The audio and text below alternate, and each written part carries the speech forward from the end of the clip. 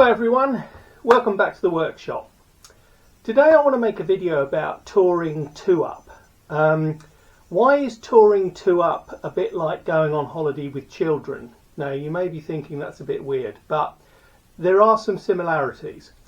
If you've had children or have got children anywhere between the ages of say 4 and 9, roughly, then you'll know that any holiday you have as a family, you need to gear it around the children. Because if the children are happy, you're going to have a nice holiday. And not a dissimilar situation occurs if you're taking someone as a pillion passenger on a motorcycle tour. Because just like going on holiday with kids, the last thing you want is them whining continually. Oh, the pool's too cold, Billy won't give me the football. All this sort of rubbish that you don't need on holiday. You're there to have a holiday. When you go touring two up, you don't want a pillion passenger saying to you that they're uncomfortable, their knees ache, we don't stop often enough, you're going too fast. And therefore, you need to think, how am I going to do this in order for a pillion to be happy going on tour with me? So, if this is something that you're interested in doing, and you've got a partner who's hovering on the edge of whether they want to, then this might be a useful video for you. So, the first thing is, why would you want to go on holiday with a pillion passenger? Why would you want to do a motorcycle tour two up? I tour on my own and I tour with my wife, and both are equally enjoyable, but it's slightly, I would say, touring with someone has got the edge on the enjoyment factor, simply because you're sharing an experience with them. This is one of the reasons why I wanted my wife to become not become interested. I wanted to share with her my passion for motorcycle touring. Now, bearing in mind, when I met my wife nearly 5 years ago, she had never been on a motorcycle, ever. And if anyone had said to her, in a year's time you'll be doing a motorcycle tour, they'd have thought, you were mad. However, that's exactly what we did. The first time she went on a motorcycle, we were in Lanzarote on holiday, and I said to her, when we get to Lanzarote, the first thing we're doing is renting a scooter, because it's a small island and it's a great way to see it. We can go to places where tourists simply don't go, and that was her first introduction. Now, in order to share the experience and in order to have a pillion passenger that's reasonably happy, is number one is they have to trust the rider.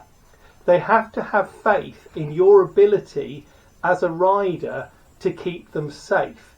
You do not want a pillion passenger who's terrified. That is not going to be a happy combination for anyone.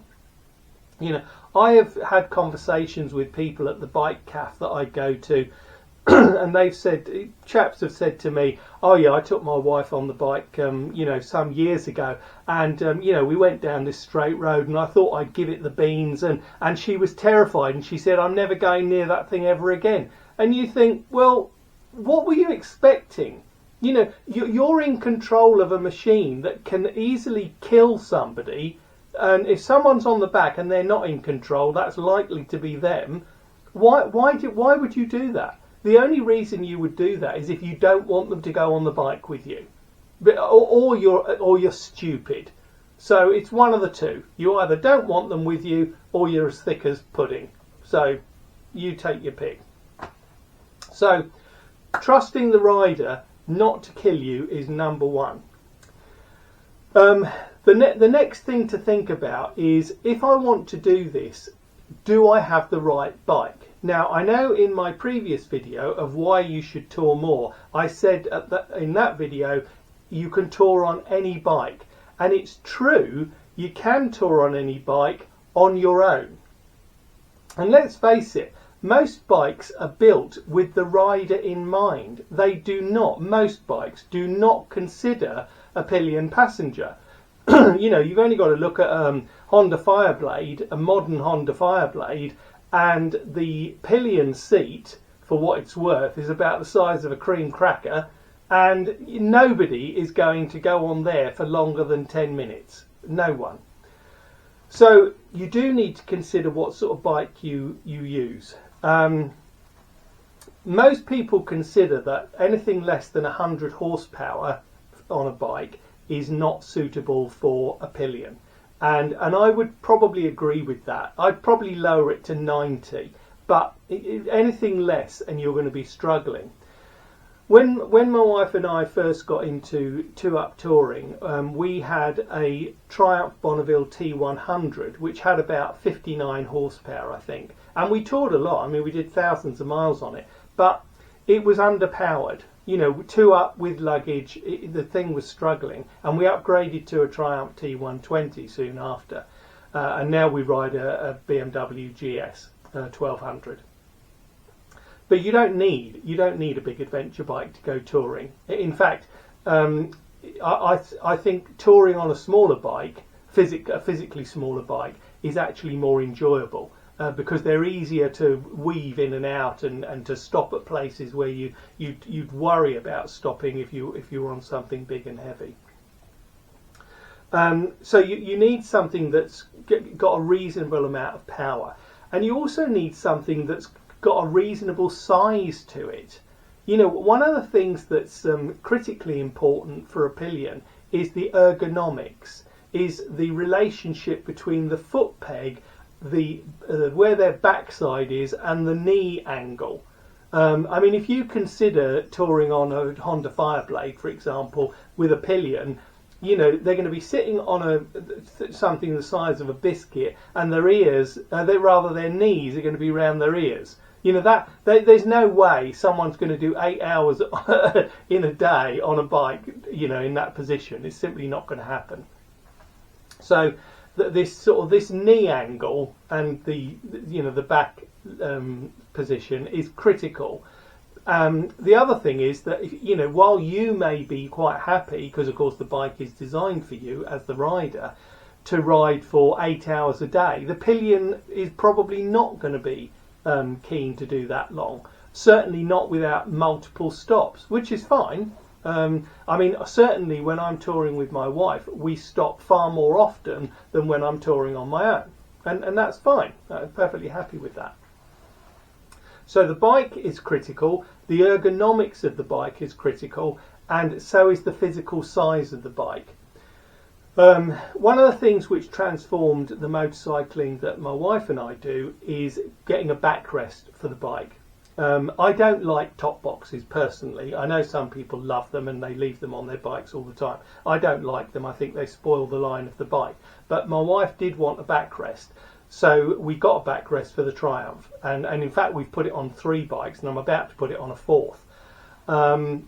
The alternative to a backrest is a top box, and most top boxes you can buy a sort of back cushion or pad, to act as a cushion for the pillion.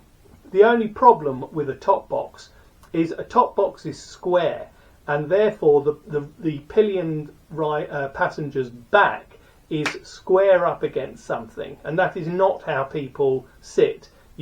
Chairs do not have straight backs, they have slightly angled backs. So that's one of the reasons why I don't like top boxes if I'm carrying a pillion, because they're pushed further forward simply by virtue of the fact that the top box is square. So it's not a perfect solution. The other thing to think about is your panniers, or how are you going to carry your luggage. We use Jivy aluminium panniers. Other panniers are available, obviously, and we started with throw-over panniers, 18 litres a side. I think they were made by Krieger, and we've sort of moved up to some aluminium Jivy panniers. But the panniers, you know, they're going to need to fit the bike. Throw-over panniers will fit any bike virtually, but the harder luggage, I think, is a better option. The other thing you need to think about is, what am I going to take if I do a tour? Well, how long am I going for?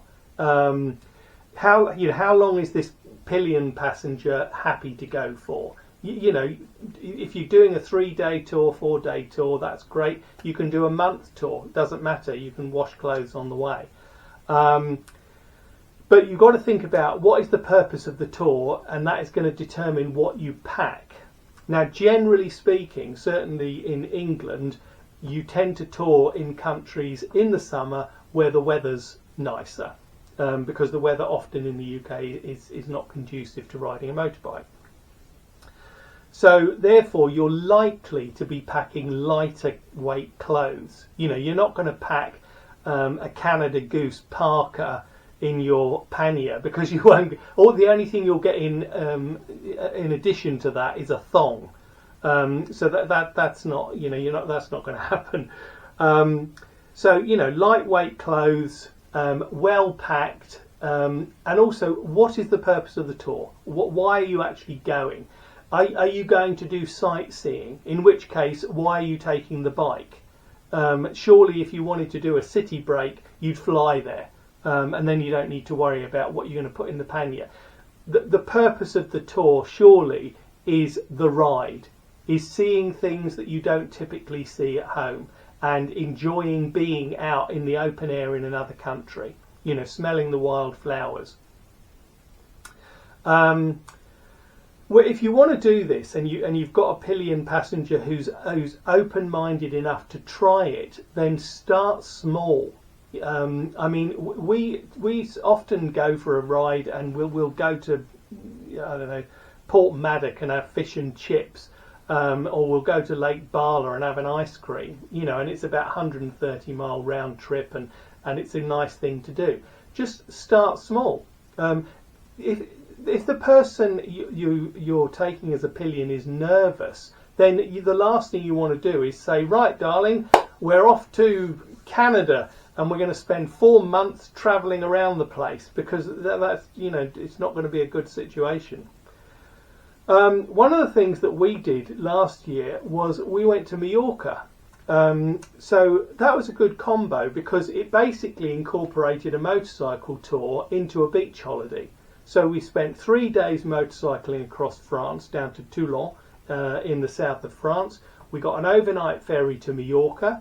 We had 10 days in Mallorca in an apartment, which was in the north of the island in Puerto Palenza, which was absolutely lovely. And then we got an overnight ferry back to Toulon, and we motorcycled 3 days across France back home again. And that was a really good combo, because it meant that we would have a beach holiday. You know, we took our masks and snorkels with us. You know, we went to different beaches. The bike was great because it was easy transport while we were there, and also you weren't doing big miles every day. But it also incorporated a nice tour across France. You know, which is, you know, who doesn't like going on a motorcycle tour in France? You know, it's a great place to go motorcycling. So. And also the other option, of course, if your other half is absolutely adamant that they're not going anywhere near the bike, but you want to go on a tour, then arrange to go on a holiday somewhere where they fly and you take the bike.